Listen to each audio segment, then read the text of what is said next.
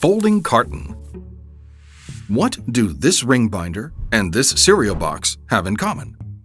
This compact or solid paperboard, also known as folding carton, because above 220 grams per meter squared, paper is called paperboard. But how do we make it?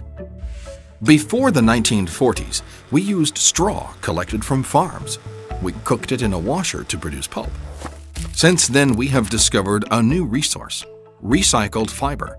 Folding carton is often made from recycled paper, but it can also be made from virgin fiber extracted directly from wood, which adds stiffness and is ideal for use as food packaging, for example.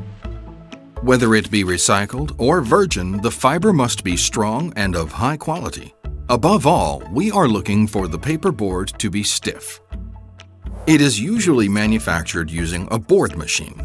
The paperboard is formed by adding successive layers. Up to around 10 layers can be added.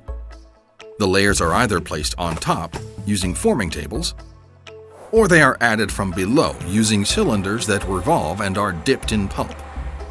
The paperboard is then drained, pressed, dried, smoothed, and sometimes coated with a smooth surface layer.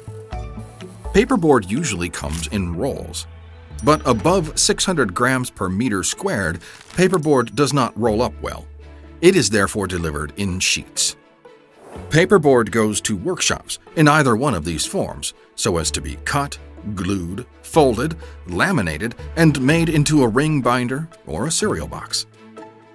To sum up, folding carton contains at least 220 grams per meter squared of cellulose fiber. It is practical, strong, multi-purpose, and prized for its recyclability.